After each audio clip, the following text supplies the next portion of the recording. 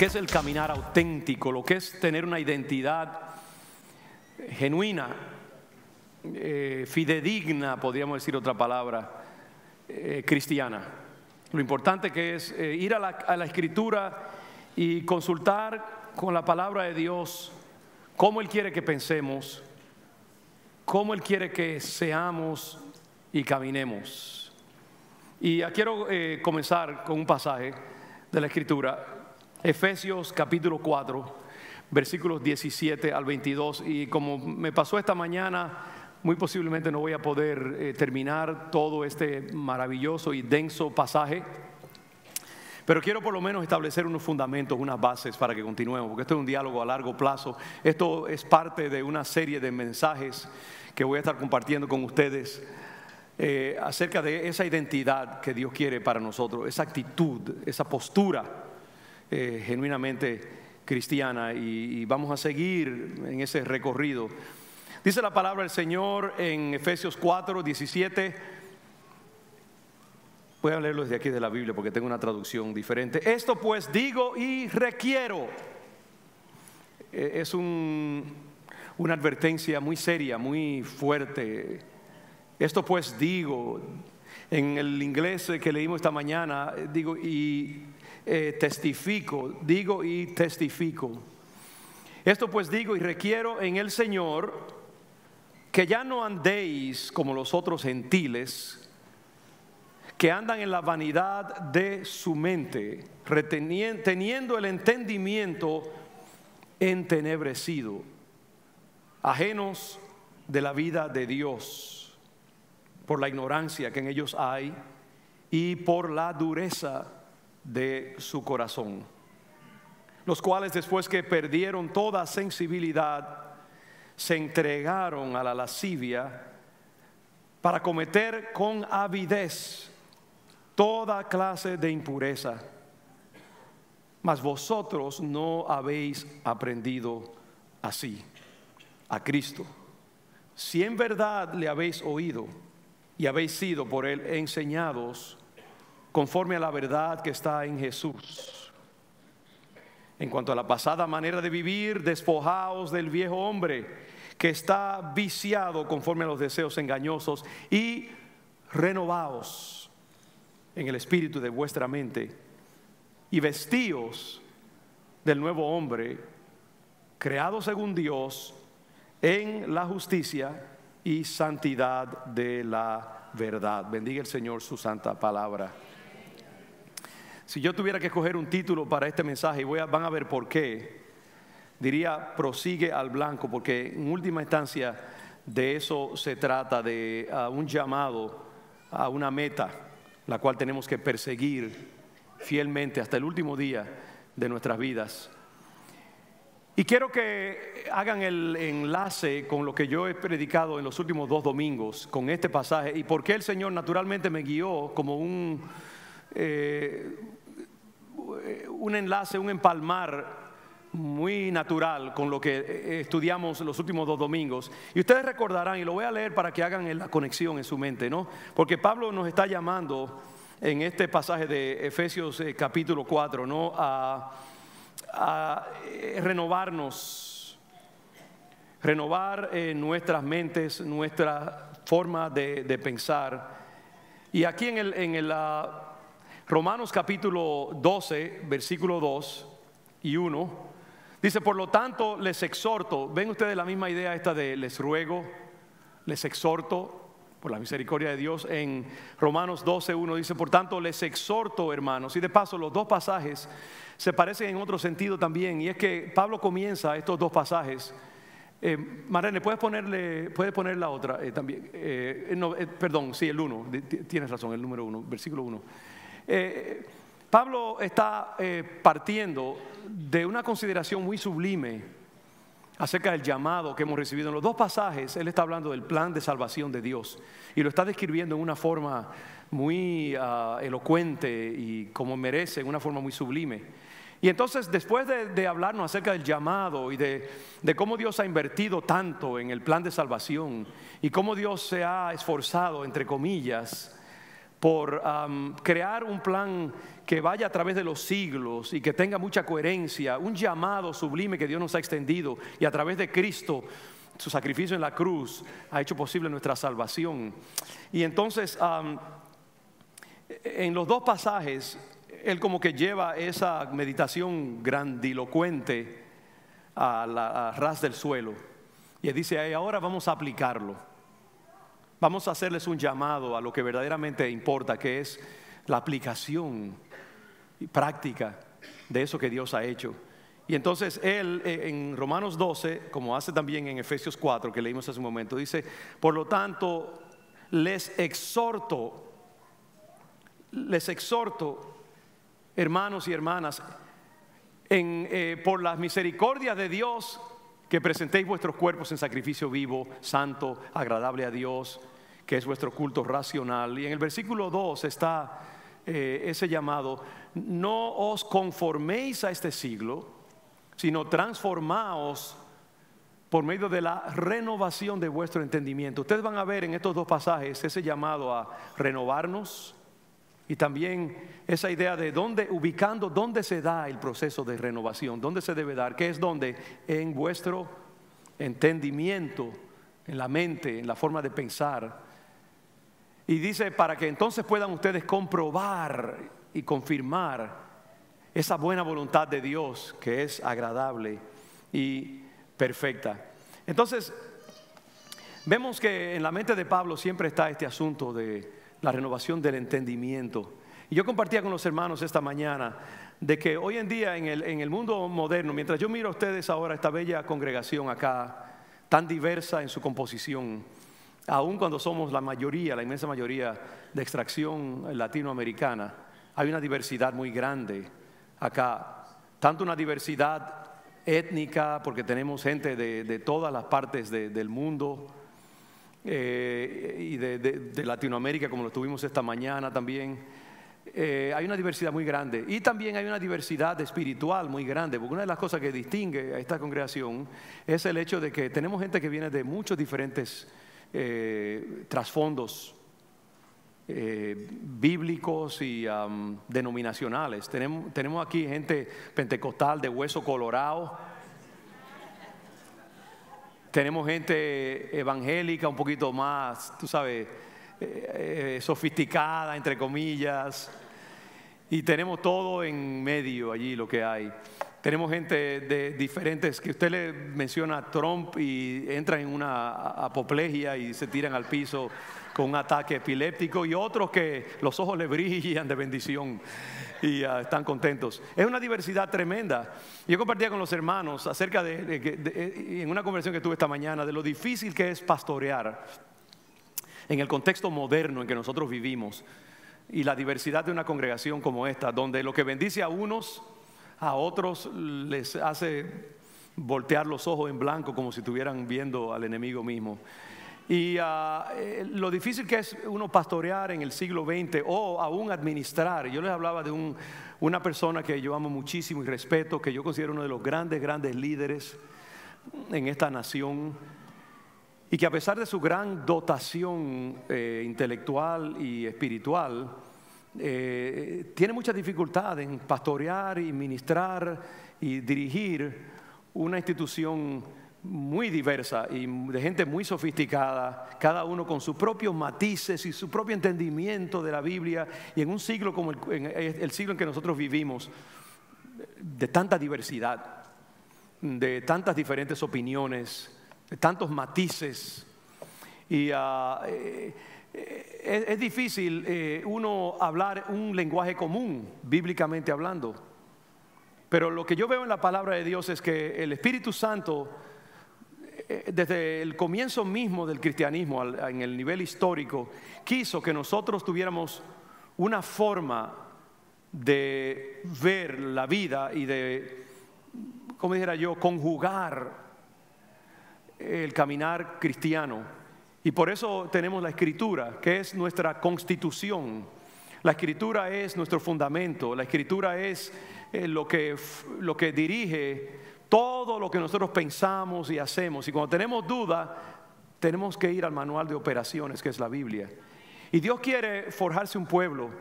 Yo recuerdo las palabras de Pablo que dice que una fe, Dios nos llamó una fe, dice, un Señor, un solo bautismo, una plataforma unificada que Dios quiere que nosotros tengamos. Y mi deseo en estos pasajes es precisamente, en estos estudios, es desglosar dentro de la Escritura cuáles son los elementos que componen una mentalidad verdaderamente cristiana, una espiritualidad verdaderamente cristiana, que nos podamos medir conforme a esa norma de, ok, estoy yo caminando conforme a lo que Dios quiere, mi mente, mi mentalidad. Y gracias a Dios, le voy a decir una cosa, y en eso no hay ningún nacionalismo ni ninguna... a veces es más fácil pastorear un pueblo como este, aunque amo y adoro toda la diversidad que Dios nos ha dado, pero como que muchos de nosotros venimos ya de trasfondos bíblicos de nuestros países, y también han tenido mucho tiempo ya aquí en León de Judá para ir adquiriendo la genética y el ADN de León de Judá, y es más fácil a veces predicar en este contexto un mensaje bíblico ortodoxo que en otros contextos muchas veces, porque ya la palabra de Dios ha ido poco a poco formateando nuestra mente, pero todavía siempre falta mucho.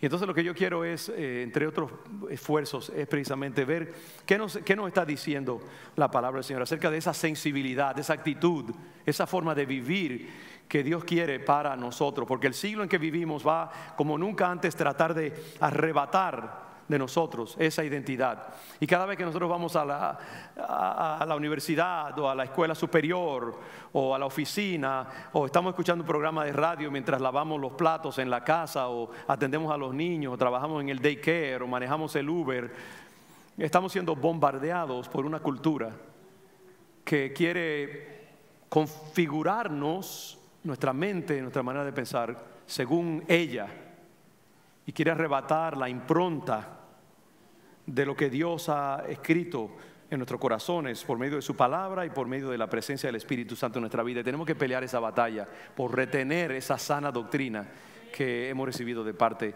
del Señor. Y entonces Pablo, por eso es que está siendo tan insistente, tan serio y tan sublime en la manera en que se dirige. Dice, esto pues digo y requiero en el Señor. Él no está pidiendo un favor. Él está diciendo, mire, les sugiero que, o les aconsejo, si ustedes lo ven a bien, que piensen de esta manera. Él está hablando ex cátedra, sentado en la silla apostólica, con toda autoridad del Señor. No está hablando como hombre, y él lo sabe. En ese momento él está poseído por el Espíritu Santo y está diciendo algo que es una convicción, no es una opinión de un hombre, sino es palabra que viene de Dios a través de él. Y él dice, esto pues digo y requiero en el Señor.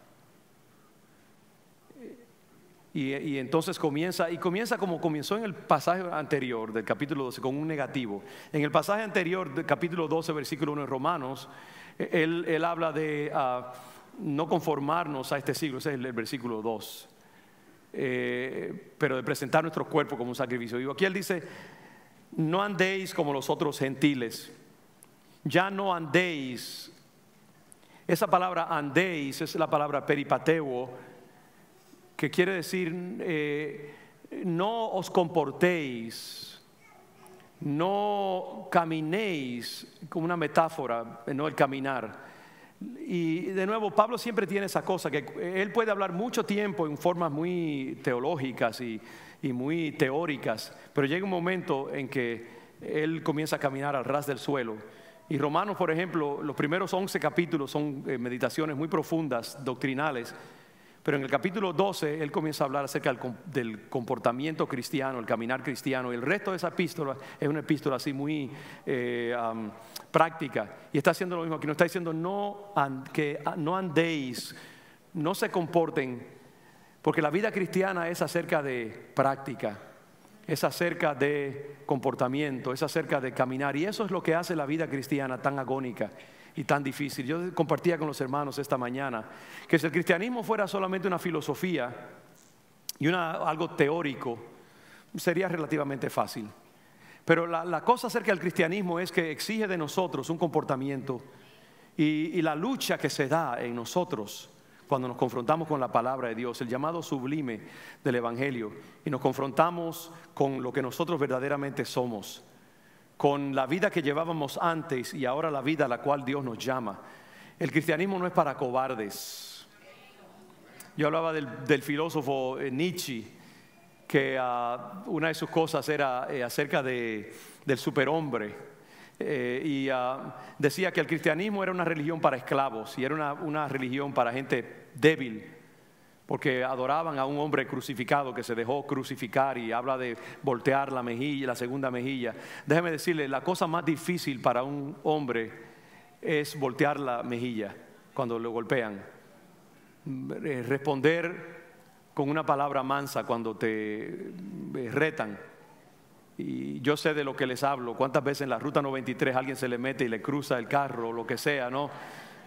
El sábado mismo iba a comprar una carne allí en Cambridge, y una persona, y un señor mayor, que yo creo que sin darse, no era el de 98 años, pero tenía cerca de por allí, y el pobre se metió en uno de esos rotarios en una forma indebida. Pero entonces otra persona que iba mucho más joven que él, que muy bien pudo dejar, pobre hombre, que se metiera allí y bendecirlo, que Dios tenga misericordia de él. Pero en vez de eso comenzó a sacarle el dedo y a maldecirlo y a seguirlo y hostigarlo. Porque, wow. Y así pasa, nosotros salimos a la calle y el viejo hombre, en la programación neurológica que nosotros tenemos, conflige con el llamado de la palabra de Dios. Y la vida cristiana es un continuo crucificar el yo y renovarnos conforme a esa prescripción que la palabra del Señor nos establece. El Evangelio no es para cobardes. El Evangelio es para gente que abraza la palabra de Dios y que dice: yo voy a hacer todo lo posible con la ayuda del Espíritu Santo a vivir conforme a ella y reprogramar mi mente, reprogramar mi carácter, reprogramar mi persona, reprogramar mi neurología conforme a la palabra del Señor. ¿Sabe por qué? Porque lo más fácil es cuando uno se confronta con la alta prescripción de la palabra de Dios, decir: ¿sabe qué? No, yo no puedo. Y entonces comienza un juego psicológico donde uno, en vez de abrazar el llamado, uno comienza a diluir el llamado y comienza a mover los postes del juego para uno poder meter el gol y decir que lo metió. Y vemos hoy en día que el mundo y el cristianismo está haciendo eso, porque cada vez se hace más difícil estar a la altura del mensaje del Evangelio. Y entonces vamos cambiando sutilmente la palabra y encontrando argumentos bíblicos y teológicos supuestamente para cambiar la prescripción del Evangelio, en vez de simplemente mantenernos dentro de la agonía que Dios muy bien comprende del Evangelio. Esta misma tarde, en un momento que no voy a decir porque no quiero revelar más de la cuenta, hablaba con una persona, un hombre que, por todo lo que yo puedo ver, un hombre genuinamente sensitivo, me hablaba acerca de cómo ha estado luchando durante años, siendo pastor, con la lucha de la atracción al mismo sexo. Y esa situación no admitida lo llevó a un momento de crisis en su vida, dentro del ministerio, el pastorado. Y ha pagado un precio terrible, y gracias a Dios ha encontrado misericordia. Y todos los casos fueron despedidos, una acusación que hubo contra él, etcétera. Pero él me hablaba de su lucha y me decía cuánto lo bendijo el comentario que yo hice esta mañana dentro del llamado a la santidad, acerca de lo que es la jornada, la lucha de la santidad y de lo que Dios nos llama. Así que estos llamados yo los hago dentro del contexto de un hombre que el mismo Pablo dijo: no pretendo, yo mismo dice, no pretendo haberlo alcanzado, sino que prosigo al blanco, olvidando lo que tengo atrás, voy hacia adelante, hacia el supremo llamamiento que Cristo Jesús nos ha hecho. Pero la vida cristiana es dura, es agónica, porque tenemos un llamado muy alto, y la tentación es lo que hemos visto en la cultura actual, es decir: no, la palabra de Dios no conoce de psicología, la palabra del Señor no conoce de biología. Eso fueron cosas que no estaban accesibles a los escritores de hace 2000 años. Nosotros sabemos más, podemos ajustar la palabra de Dios. Y más que nunca en el siglo XXI, nosotros tenemos que anunciar este evangelio una vez dado a los santos.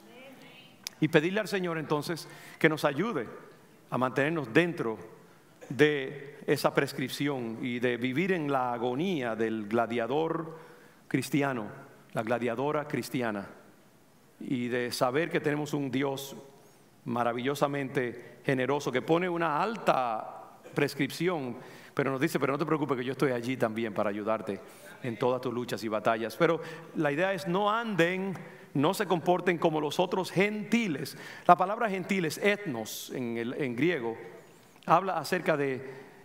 ¿Por qué dice los otros gentiles? Porque le está escribiendo a gentiles. Los efesios, por su misma descripción, eran ciudadanos de la ciudad de Éfeso, que era una provincia, una ciudad greco-romana, muy conocida por su sensualidad, por su corrupción. Yo estuve en Éfeso el año pasado, y lo que quedan son unas ruinas maravillosas, pero toda la ciudad de Éfeso, de hecho, fue totalmente abandonada, por largas cosas de explicar. Pero Pablo le está escribiendo a esa gente que ha vivido una vida corrupta, que se han involucrado en drogas alucinógenas, en prostitución supuestamente religiosa, sagrada, en los templos, a Diana, adoración de ídolos que son demonios.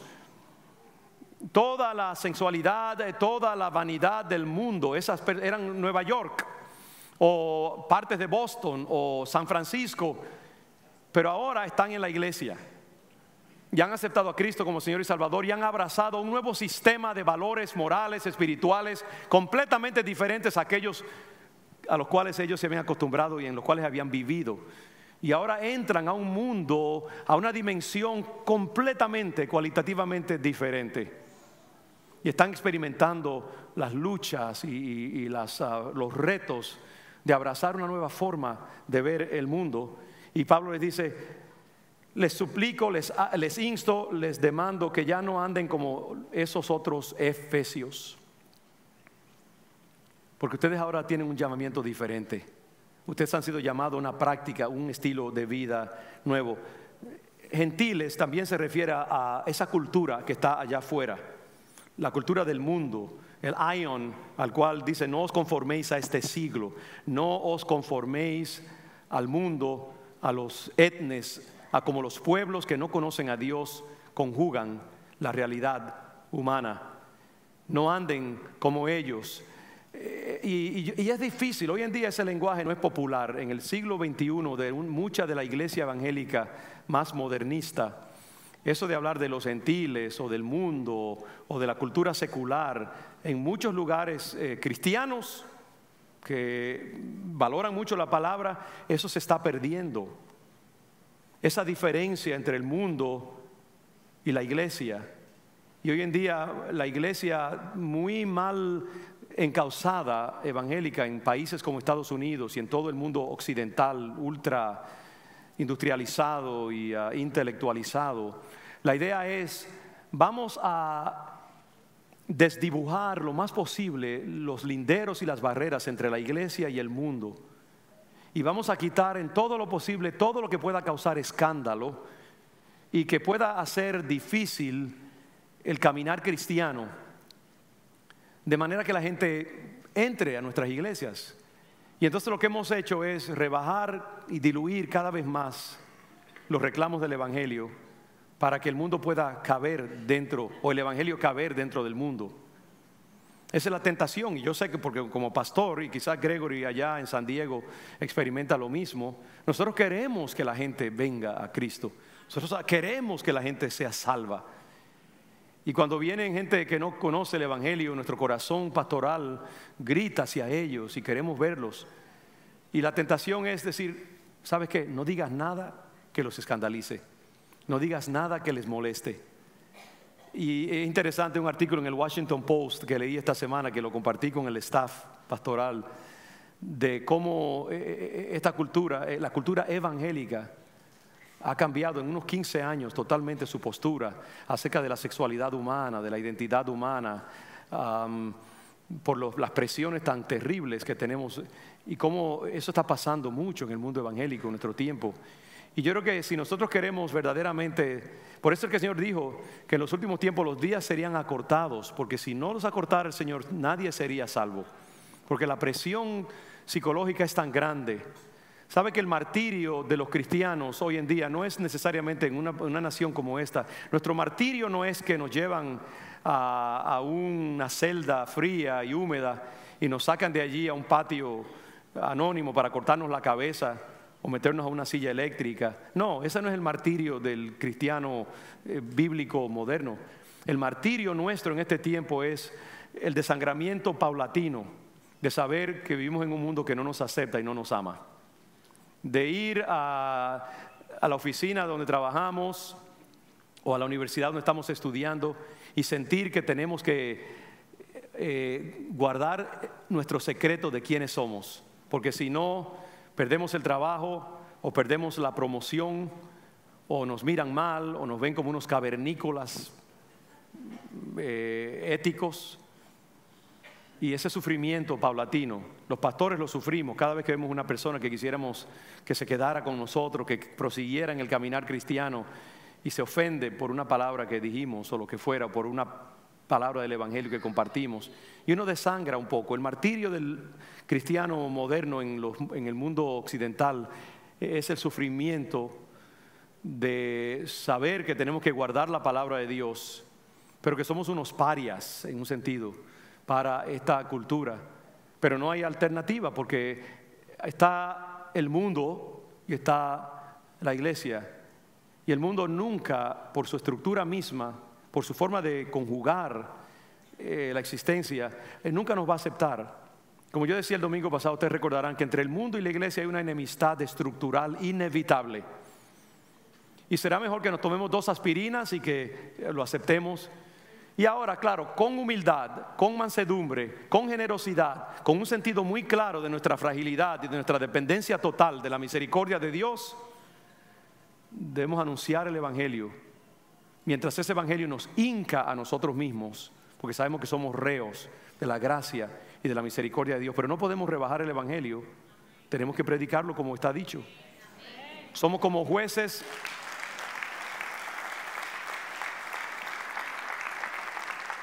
Somos como jueces que tenemos que condenar a nuestros propios hijos, porque la Constitución y el Código Legal que hemos jurado respaldar nos obliga, y con el alma sangrando anunciamos el evangelio.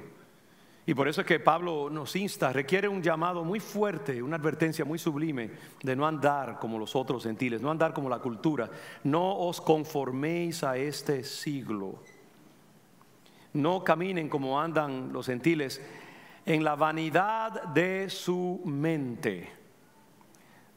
La palabra vanidad es en inglés the futility of their minds, una de las traducciones.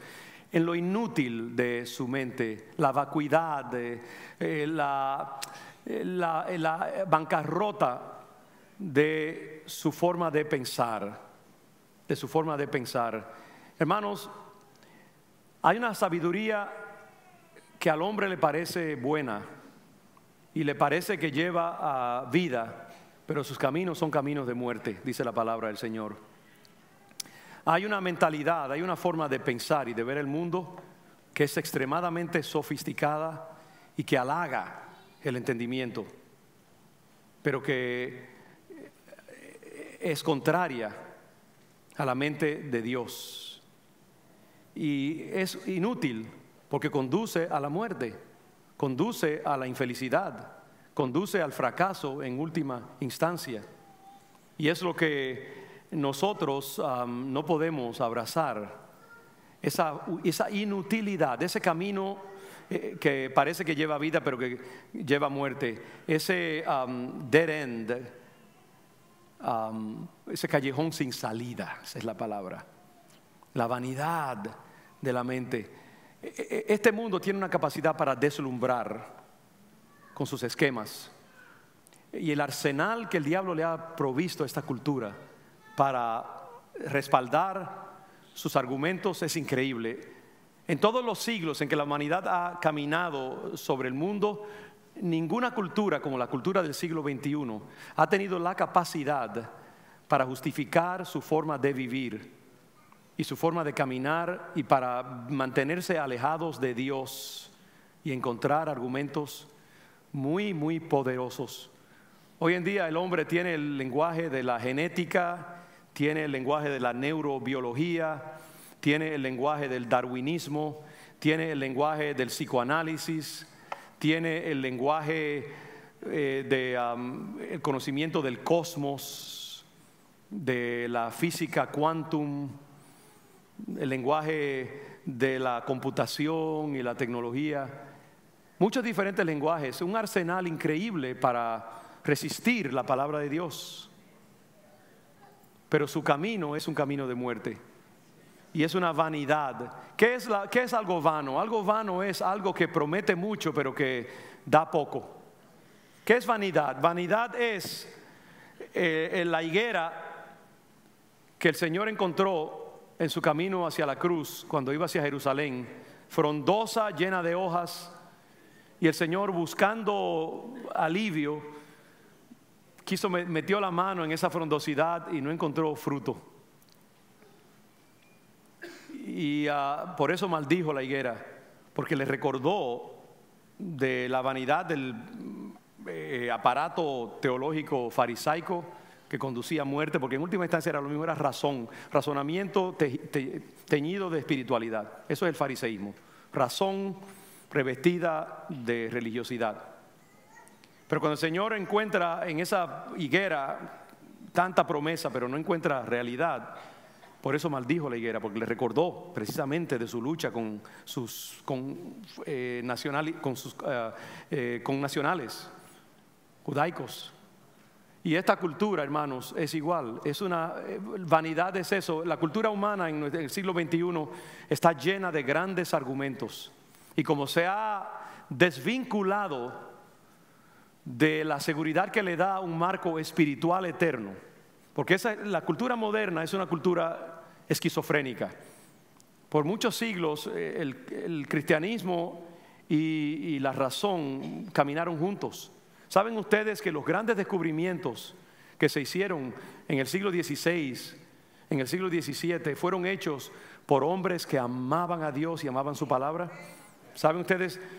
Descartes, Isaac Newton era un hombre que todos sus descubrimientos y como Johann Sebastian Bach, el gran músico, dedicaron toda su obra a Cristo y al Evangelio. Ellos se veían, Copérnico, Galileo, Pico de la Mirandola, todos estos grandes hombres eran personas que amaban al Señor, amaban la palabra, y Dios los dotó con un entendimiento que fue el entendimiento fundacional para toda la ciencia del siglo XX que tenemos 21.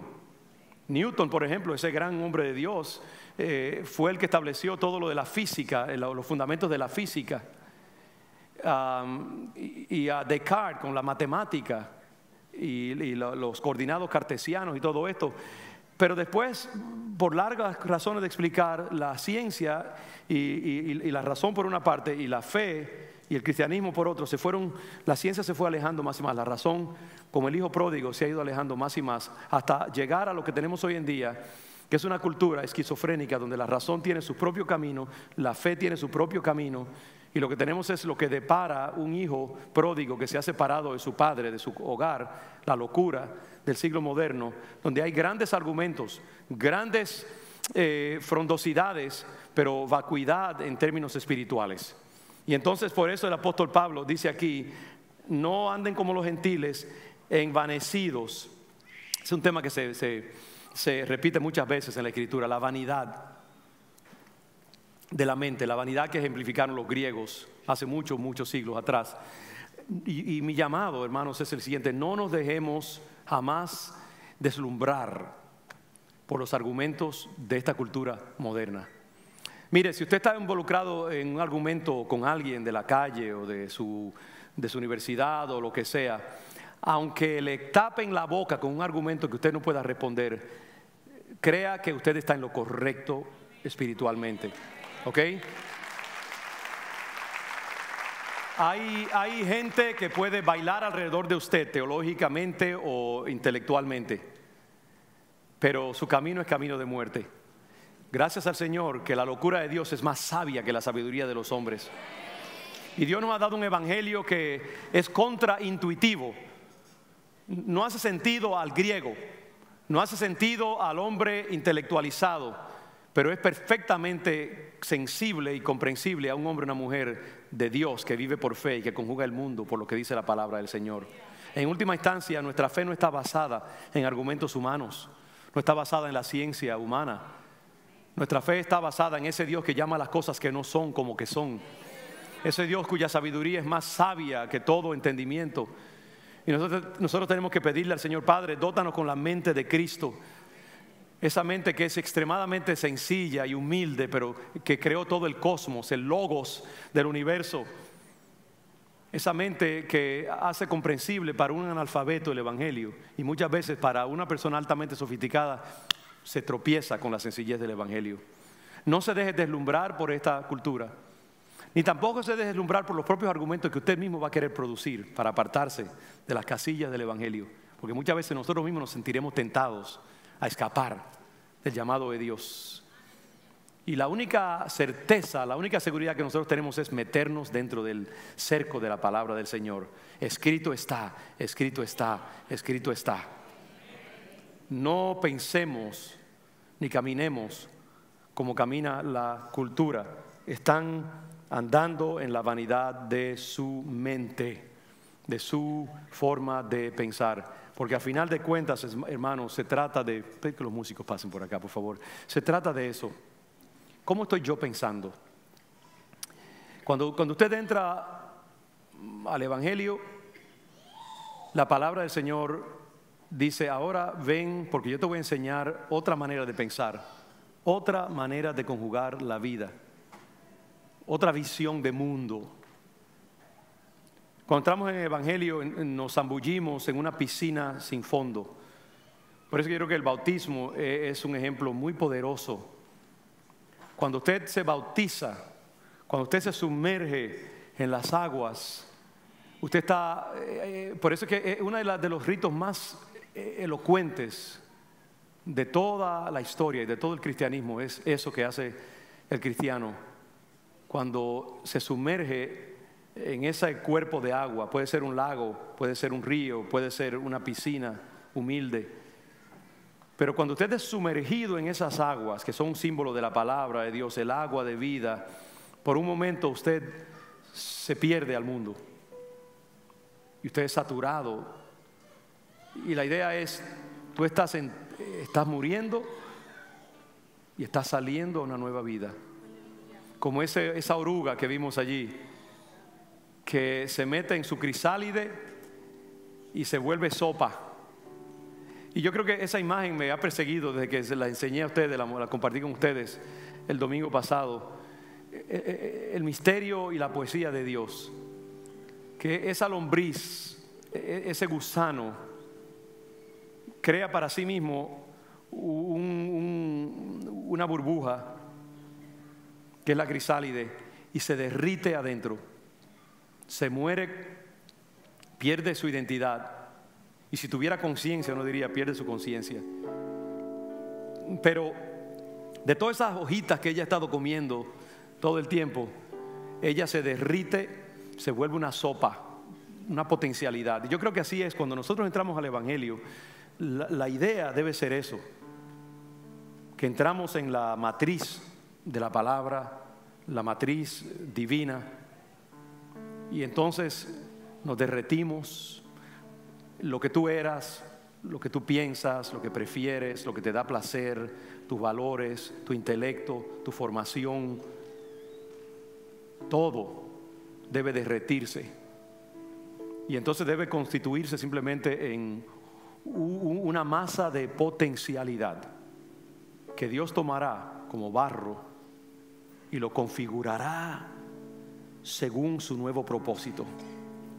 Y la idea es que mientras nosotros vivimos en el evangelio, somos bautizados dentro de una nueva forma de pensar, una nueva forma de ver el mundo. Y entonces Dios va a estar trabajando dentro de la crisálide. Y tú estás ahora mismo dentro de la crisálide. Y yo también estoy.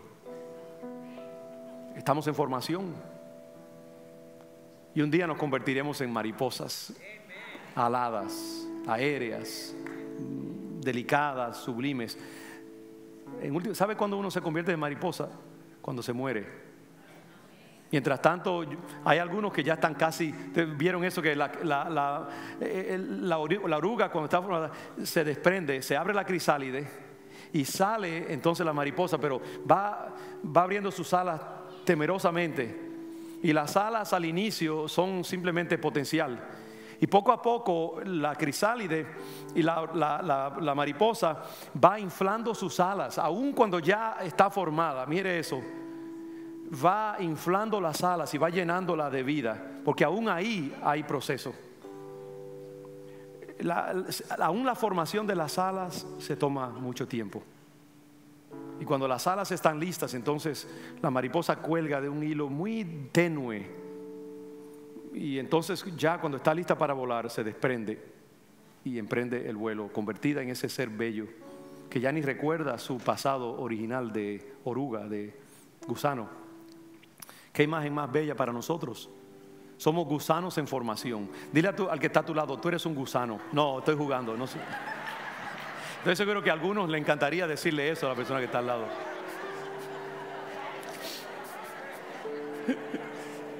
No, somos gusanos en formación. Valga la aclaración. Pero esa es la verdad, hermanos. Nosotros cuando entramos al Evangelio entramos a otra cosa. Somos una masa como Adán del barro, que Dios lo forma. Otra metáfora maravillosa y bella, que no es una metáfora, es una realidad del proceso creativo. Dios coge del barro. ¿Qué cosa más básica que tierra? Y Dios lo toma al hombre y con sus manos delicadas, yo creo que, porque Dios es escultor también, en caso que usted no lo sepa.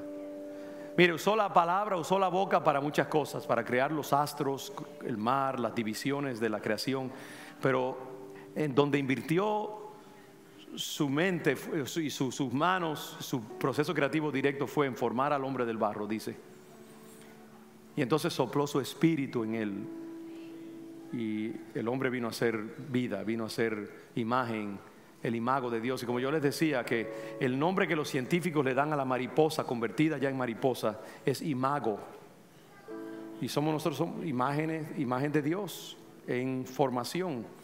Tú eres la imagen que Dios está creando. No cortes ese proceso, no lo desvirtúes ni lo cortes. Deja que cumpla su llenura dentro de ti.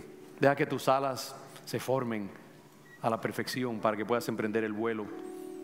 No caminemos en la vanidad, la futilidad, la pretensión del mundo.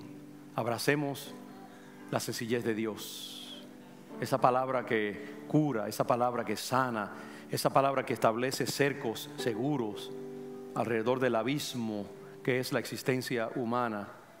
Yo les llamo en esta tarde, hermanos, abrazar el llamado del Evangelio. Gracias. No andéis como los otros gentiles que andan en la vanidad de su mente. Bajemos nuestras cabezas un segundo. Abracemos el llamado de Dios como yo lo hago desde aquí arriba. Yo te invito a meterte en la piscina del bautismo. No el bautismo físico, pero el bautismo del Espíritu. Te invito a perder tu identidad, tus preferencias, tus definiciones, y abrazar las definiciones de la palabra de Dios y estar dispuesta a morir para que Cristo configure y confeccione algo nuevo. Dile gracias, Señor, porque no hiciste fácil el caminar cristiano. Gracias, Señor, porque nos diste algo tan sublime que yo, una mera oruga, jamás podría aspirar a llegar a esa altura. Pero tú me puedes cambiar. Sabes que la única manera que eso podemos cambiar es a través de Cristo. Por eso la palabra dice, si uno no naciere de nuevo, no puede entrar al reino de Dios. Carne y sangre no pueden heredar el reino de Dios. Lo que tú y yo somos no puede entrar al lugar sagrado donde habita el Espíritu mismo de Dios. Cristo lo puede hacer. Cristo puede convertirte a ti de oruga en mariposa. Y por eso que nosotros decimos, primero recibe a Cristo. Si hace sentido este llamado, si hace sentido esta predicación para ti y no has dado ese paso de fe, yo quiero invitarte esta tarde a entregar tu vida al Señor y decir: Señor Jesús, tú eres el alquimista, tú eres el químico por excelencia, y solo tú me puedes cambiar de oruga en mariposa. Y yo te invito a entrar a mi corazón y tomar control de ese proceso. Y si tú no lo has hecho antes y sientes que el Señor te está llamando, te invito a hacerlo ahora, en esta tarde. Te invito a levantar tu mano, aceptar al Señor como Salvador, invitarlo a ser el Señor de tu vida. Si hay alguien que quiera hacerlo en esta tarde, estoy más que deseoso de orar contigo y orar por ti esta tarde. ¿Te ha tocado el Señor? ¿Te ha hablado? Pues queremos ingresarte a ese proceso. Puedes pasar aquí al frente o puedes levantar tu mano donde quiera que estés. Considéralo un momento, considera el llamado, la invitación de Cristo, y queremos celebrar contigo. ¿Habrá alguien? Gracias, Señor. Mientras cantamos este último coro, si tú sientes ese llamado de Dios, si Dios está trabajando, si has venido con alguien y te quieren pasar al frente contigo, te invitamos a hacerlo esta tarde. Pero yo sí quiero que todos los que estamos aquí hagamos un propósito renovado de no cambiar los postes, de no diluir el evangelio, de no pactar con el mundo y con la cultura, y de mantenernos dentro de la camisa de fuerza de la palabra de Dios y abrazar el llamado a esa jornada del Espíritu. Y di conmigo: Señor, abrazo tu llamado, abrazo tu cruz, que no es solamente cruz, sino que es también victoria, es también sublime, es también esperanza, es también gozo, es también transformación, celebración, felicidad, todas estas cosas maravillosas que es el caminar cristiano. Y León de Judá, yo te invito, a los que están allá arriba en sus balcones, los que están aquí abajo, vamos a abrazar el caminar cristiano, vamos a abrazar la jornada, vamos a abrazar la mente de Cristo, vamos a abrazar la forma de ver el mundo que nos abre el Evangelio.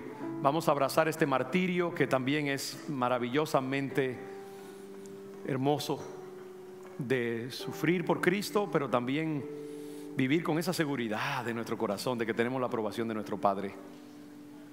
No hay nada más bello que eso. Recíbelo, abrázate, métete una vez más en las aguas del bautismo. Ahora, entra conmigo y abraza el llamado de Dios. Que tu mente sea saturada con los valores del reino de Dios. Padre, esta congregación te invita a tomar control de ella, te invita a guiarla por este camino, y nos comprometemos delante de ti, Padre, a ser un pueblo que traiga agrado a tu corazón en nuestro esfuerzo por obedecerte. Declaramos nuestro amor y nuestro compromiso contigo. Ayúdanos a ser inspiración a esta cultura, para que ellos puedan ver una señal en el mundo de gente comprometida contigo, para gloria exclusiva tuya. Te damos gracias en el nombre de Jesús. Amén y amén. Dios les bendiga, mis hermanos. Gracias al Señor.